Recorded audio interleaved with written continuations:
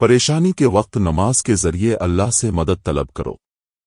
انسانی زندگی دو حصوں پر مشتمل ہے، ایک حصہ آرام و راحت سے متعلق ہے تو دوسرا حصہ تکلیف و پریشانی سے متعلق ہے۔ یعنی انسان کو کبھی زندگی میں آرام ملے گا تو کبھی وہ تکلیف میں بھی ہو سکتا ہے۔ ایک مومن کے لیے ان دونوں حالتوں میں رسول اللہ صلی اللہ علیہ وآلہ وسلم کی جانب سے رہنمائی موجود ہے۔ رسول کریم صلی اللہ علیہ وآلہ وسلم کا فرمان ہے، مومن کا معاملہ عجیب ہے، اس کا ہر معاملہ اس کے لیے بھلائی کا ہے، اور یہ بات مومن کے سوا کسی اور کو میسر نہیں۔ اسے خوشی اور خوشحالی ملے تو اللہ تعالیٰ کا شکر کرتا ہے، اور یہ اس کے لیے اچھا ہوتا ہے، اور اگر اسے کوئی نقصان پہنچے تو اللہ کی رضا کے لیے صبر کرتا ہے، یہ بھی اس کے لیے بھلائی ہوتی ہے۔ اس حدیث میں انسانی زندگی کے اچھے اور برے دونوں حالات کا ذکر ہے، اور بتایا گیا ہے کہ راحت و سکون والی حالت میں اللہ کا شکر بجا لانا اور مصیبت و پریشانی والی حالت میں صبر کرنا ثواب کا کام ہے۔ سورت بقرہ میں دو مقامات پر اللہ تعالیٰ نے مومنوں کو مصیبت میں صبر اور نماز کے ذریعے مدد طلب کرنے کا حکم دیا ہے۔ ایک جگہ ارشاد ربانی ہے، ترجمہ، اور صبر اور نماز کے ساتھ مدد طلب کرو، یہ چیز شاق ہے مگر ڈر رکھنے والوں پر۔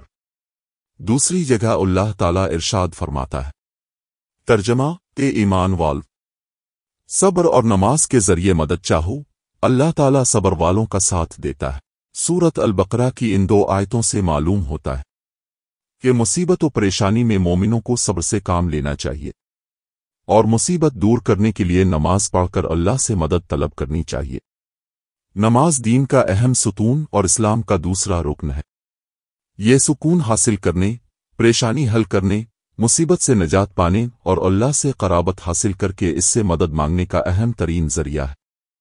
اللہ نے المومنون کے نام سے ایک سورت نازل کی ہے، اور وہاں سب سے پہلے یعنی پہلی آیت میں مومنوں کی کامیابی کی بشارت دی ہے کہ مومن ہی کامیاب ہونے والے ہیں۔ پھر اللہ تعالیٰ مومنوں کے اوصاف ذکر کرتے ہوئے سب سے پہلے یعنی دوسری ہی آیت میں بتاتے ہیں کہ وہ اپنی نماز میں یکسوئی قائم کرنے والے ہیں، اور نویں آیت میں بتاتے ہیں کہ وہ اپنی نماز پر ہمیشگی برتنے والے ہیں۔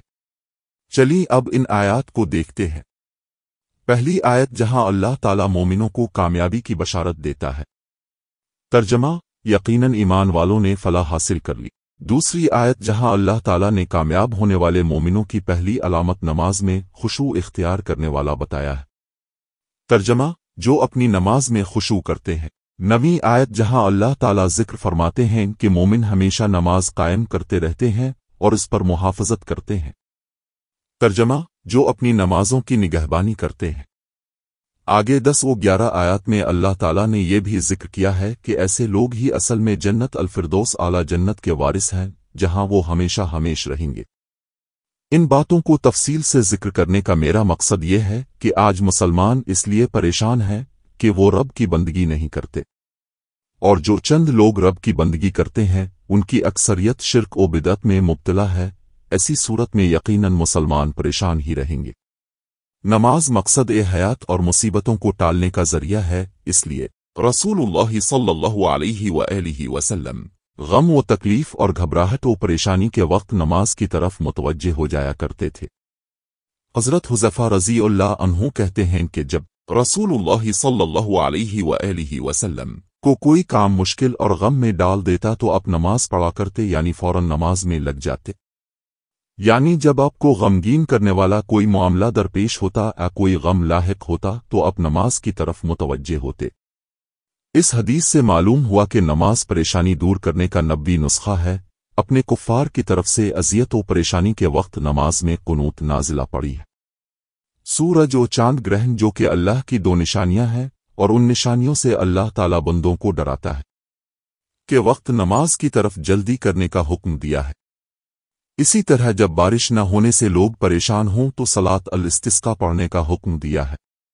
غزوہ بدر کا موقع مسلمانوں کے لیے بہت سنگین و نازک تھا، بلکہ یوں کہہ لیں کہ مسلمانوں کی قلیل سی جماعت کے لیے اتنا بڑا خطرہ کبھی اسلامی تاریخ میں نہیں آیا، اور نہ آ سکتا ہے۔ ایسے موقع پر خود رسول اللہ صلی اللہ علیہ وآلہ وسلم اللہ تعالیٰ سے دعا کرتے ہیں کہ اگر مسلمانوں کی یہ چھوٹی سی جماعت ہلاک ہو گئی تو روئے زمین پر تیری عبادت کرنے والا کوئی نہیں ہوگا۔ اس پر خطر اور پریشان کن موقع پر بدر کی رات سے متعلق حضرت علی رضی اللہ عنہ رسول اللہ صلی اللہ علیہ وآلہ وسلم کی کیفیت بیان کرتے ہیں۔ ترجمہ: بدر کے دن ہم میں صرف حضرت مقدار رضی اللہ عنہ گھوڑے پر سوار تھے اور رسول اللہ صلی اللہ علیہ وآلہ وسلم کے سوا ہم سب سو گئے۔ آپ ایک درخت کے نیچے صبح تک نماز پڑھتے اور روتے رہے۔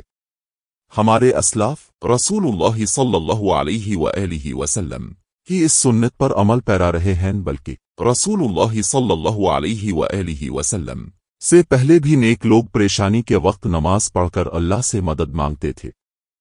سورت بقرہ کی 45 نمبر آیت کی تفسیر میں بیان ہے کہ جب ابن عباس رضی اللہ عنہ کو حالت سفر میں اپنے بھائی قاسم کی خبر وفات ملتی ہے تو اب رضی اللہ عنہ نے اِنَّا لِلَّهِ وَإِنَّا إِلَيْهِ راجعون پڑھ کر راستے سے ایک طرف الگ ہٹ کر اور اونٹ بٹھا کر 2 رکعت بہت لمبی نماز پڑھتے ہیں، پھر اپنی سواری کی طرف جاتے ہوئے یہ آیت پڑھتے ہیں۔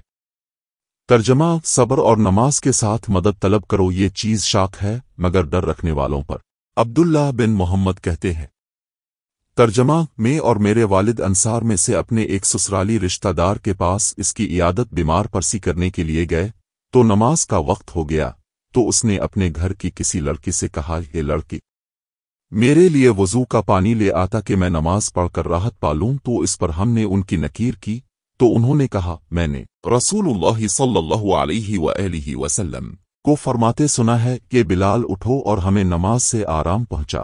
اسی طرح رسول اللہ صلی اللہ علیہ وآلہ وسلم نے بنی اسرائیل کے جوریج نامی ایک شخص کا واقعہ بیان کیا ہے، جس کا خلاصہ یہ ہے کہ جب جوریج کو نماز میں مشغولیت اور والدہ کی آواز کا جواب نہ دینے کی وجہ سے والدہ نے غصہ میں بد دعا دی، اے اللہ، اسے موت نہ آئے جب تک کسی بدکار عورت کا منہ نہ دیکھ لے۔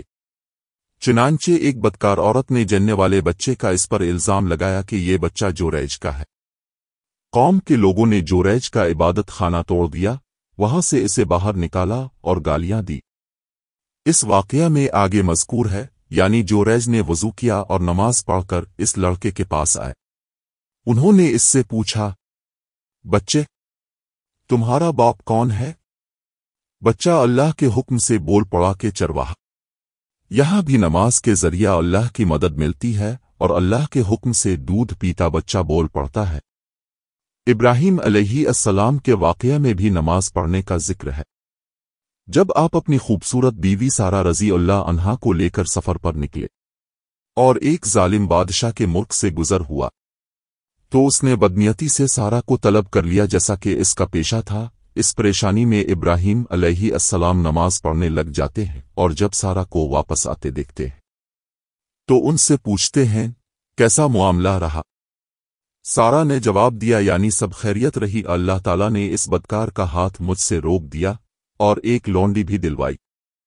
ان باتوں کا خلاصہ یہ ہے کہ مصیبت اور پریشانی کے وقت نماز قائم کر کے اللہ سے مدد طلب کرنی چاہیے۔ دن اور رات کی 5 نمازیں فرض ہیں، انہیں ہر حال میں ادا کرنا ہی ہے۔ ان فرائض کے علاوہ مصیبت کے وقت مزید نوافل ادا کر کے اللہ تعالیٰ سے مدد طلب کرنی چاہیے۔ یہ رسول اللہ صلی اللہ علیہ وآلہ وسلم کا طریقہ ہے۔ افسوس ہے کہ آج معاشرے میں پریشانی دور کرنے کے لیے کوئی تعویذ لٹکاتا ہے، تو کوئی انگوٹھی پہنتا ہے، تو کوئی مزار پر چادر چڑھاتا ہے، تو کوئی میت کے نام سے بکرے ذبح کرتا ہے، بلکہ آج کل سماج میں آن لائن استخارہ بھی آ گیا ہے۔